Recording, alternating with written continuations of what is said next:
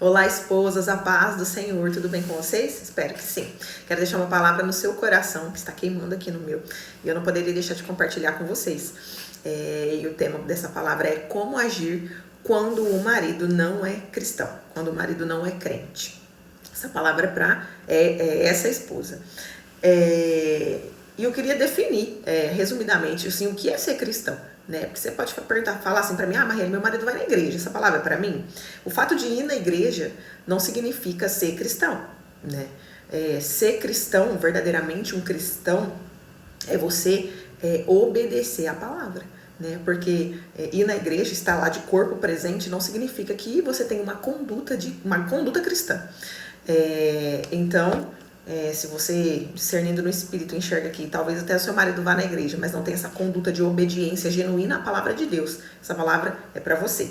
E aí cabe a nós essa palavra também, né? Nós estamos como esposas que busca essa conversão do marido. Nós também somos verdadeiramente cristãs. Nós temos essa conduta cristã, nós obedecemos genuinamente a palavra de Deus? Fica essa pergunta aí para você. Então, como agir quando o marido não é crente, quando o marido não é cristão? E a palavra de Deus está lá em 1 Coríntios 7,13. Diz assim a palavra de Deus. 1 Coríntios 7,13. Diz assim: e se alguma mulher tem marido incrédulo e ele consente em habitar com ela, não o deixe. Pois o marido incrédulo é santificado pela mulher, e a mulher incrédula é santificada pelo marido crente. De outra sorte, os vossos filhos seriam impuros, mas agora eles são santos. Se, contudo, o descrente quiser se apartar, aparte-se. Nesse caso, o irmão ou a irmã não está sujeito à servidão. Deus o chamou para a paz. Como sabes, ó mulher, se salvarás o teu marido? Ou, como sabes, ó marido, se salvarás a tua mulher? Eu vou até aí, amém? Uma vez eu escutei de uma amiga, uma mulher de Deus, ela sabe que eu vou falar dela, que Deus falou isso para ela, né? Eu prometi santificação e eu não prometi conversão, né? Então a palavra diz que nós santificamos o nosso marido, né? Muitas vezes o nosso marido talvez pode ser que não se converta, né? A palavra diz aqui, entre o marido, entre jugo desigual, onde a mulher é crente, cristã e o homem não, né? Pode ser ao contrário, mas nós estamos falando nesse caso. Jugo desigual. E o homem quer continuar casado com a mulher. Então, nesse caso, a Bíblia vai nos ensinar como proceder, né? É o que nós vamos falar aqui hoje. Mas a Bíblia também nos ensina, caso o homem quiser se apartar, porque a mulher se converteu, e acontece em alguns casos, para manter a paz, nós não podemos viver amarrado com ninguém, jugo de escravidão, como diz aqui, né? Mas isso aqui é um outro assunto, um outro contexto, né? O que eu quero falar para vocês? Nós, esposas, não fomos chamadas por Deus para converter os nossos maridos, não.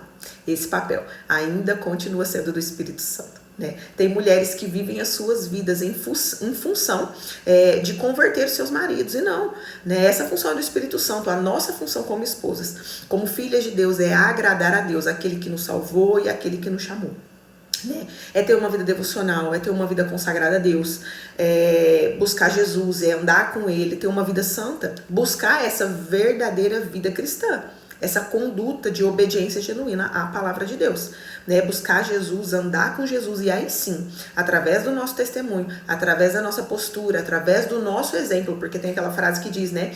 Palavras convencem, mas exemplos arrastam. Então, através do nosso exemplo, através da nossa conduta, através de sermos piedosas, aí sim, nós podemos fazer com que o nosso marido se entregue ao Senhor, né? Lá em 1 Pedro 3,1, a palavra de Deus diz assim: semelhantemente vós, mulheres, sede submissas aos vossos maridos, para que também, se algum deles não obedecem à palavra, pelo procedimento de suas mulheres, sejam ganhos sem palavra. Então é isso que a Bíblia nos ensina. Se os nossos maridos não obedecem à palavra, pelo procedimento das mulheres, nós podemos convencer os nossos maridos. Então, é com o nosso procedimento e não é com as nossas palavras. É com o nosso procedimento, com a nossa conduta. E aí aqui cai a grande discussão que muitas mulheres têm em ser submissa aos maridos, né? A submissão, muitas vezes, ela é até pregada no meio cristão de uma forma errônea. A submissão significa estar debaixo da mesma missão. Ser submissa ao nosso marido não significa que você vai concordar e fazer tudo que ele fala para você, principalmente se ele não for cristão. Principalmente se o que ele te pedir ferir os princípios do reino de Deus e for contra a palavra de Deus, né? Principalmente se for algo contra a palavra de Deus. Então, ser submissa ao marido estar debaixo da mesma missão. Antes de ser submissa ao marido, você precisa de ser submissa ao Senhor.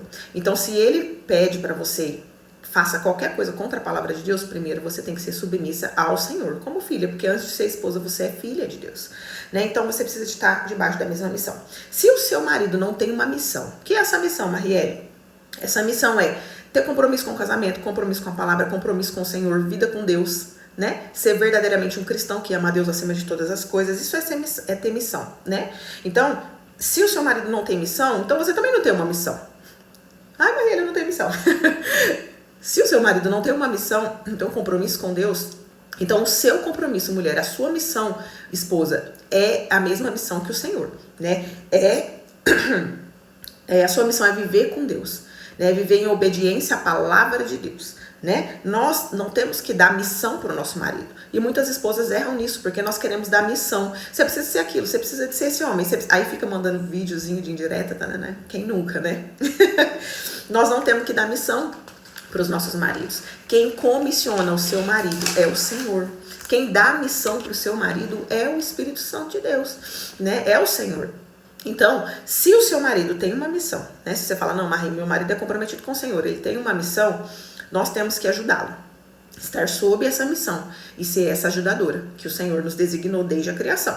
Mas se nós observarmos, né? Essa esposa, tá? Que tem um marido que tem uma missão. Essa esposa que tem um marido que tem uma missão, observar que o seu marido está em perigo, está em tentação, está em alguma dificuldade e discernir isso no espírito, nós precisamos de alertá-los com palavras, tá? Com palavras, mas o marido que tem missão, tá? Ao contrário, se o seu marido é um marido não cristão, que não tem uma missão, né? Que não tem temor, que não é cristão, que não obedece a palavra de Deus, não é com palavras, mas é com o nosso procedimento. É isso que nós aprendemos aqui. Se o seu marido tem missão, você vai alertá-lo com palavras, porque ele vai ter o Espírito Santo, vai ter discernimento de buscar ajuda, de buscar conserto, ele tem discernimento. Mas o marido não cristão, se você for alertá-lo com palavras, aquilo vai rebater contra você, né? Então não é com palavras, é com o nosso procedimento. Então você, esposa, nós esposas, precisamos de ter vida com Deus, né? De sermos piedosas,